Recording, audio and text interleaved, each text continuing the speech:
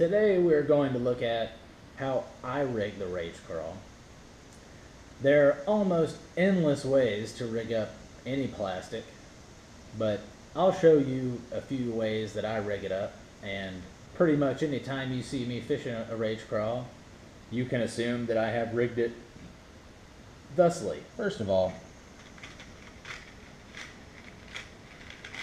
you're going to want to grab a hook out of your tackle box and somehow extract it from the web of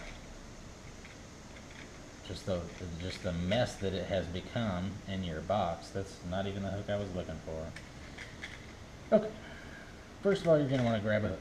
Something I always like to keep in mind that I learned when fishing spinner baits is I learned to start using trailer hooks because I would get so many short strikes on the skirt. And when I Texas rig my craw or any plastic, something I keep in mind, especially with a short body plastic like the Rage Craw, something I keep in mind is the farther down at the end of the bait that I can have the hook point, the better hookup chances, the better hookup ratio I'm going to get. Because if I'm getting fish just biting down here, hitting it on the arms and on the end, and the point of my hook is all the way up here, I'm going to miss a bunch of strike. I've got an offset here, and then I've got a big, this looks like a 4/0 wide gap. I use both. Some people prefer one over the other. I guess if I had a preference, I could say I prefer the offset instead of the wide gap, but I haven't noticed a big difference in my success with one or the other. You can use both. I use both.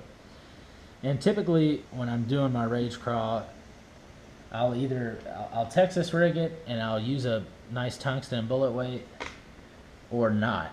Either way, the rigging is basically the same. It's just weight or no weight. It's still a Texas rig. I love throwing my Rage Craw weightless on my long spinning rod just because I can go top water, I can go finesse under the water. I just love it. It's got enough weight on it so that I can throw it weightless.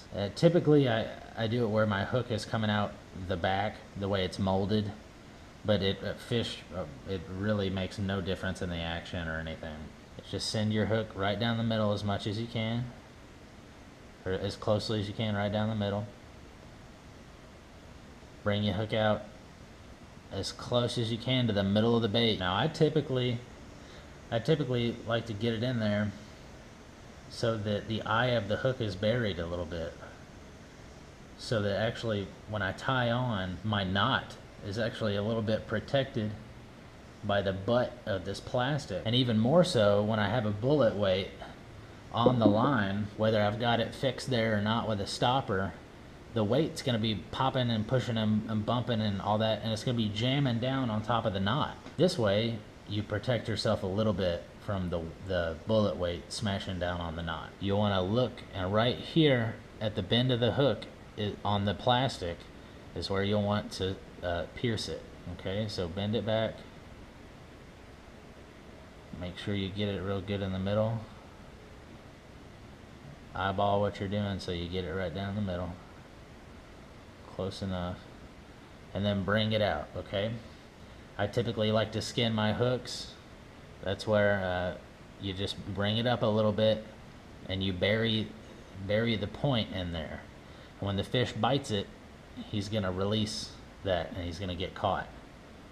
Okay, but this right here, this is it. This is typically how I've got, whether it's a wide gap or just a straight shaft, I've got it rigged like that. I'll buzz it on the surface. I'll let it sink. When it's weightless like this, it's like a fluke, and you pop it through the water, it moves so slowly and just so tantalizingly for the bass. Sometimes I will put it on a shaky head or just put it on a big jig, but I mean rarely. Mostly this is it. So leave me a comment with any questions about how I rig anything else, or questions about this, or leave me a comment like, hey, that was stupid, I've never seen somebody rig that so dumb, you're an idiot. You can leave me that comment, that's fine. Like this video for me, subscribe, and we'll see you next time.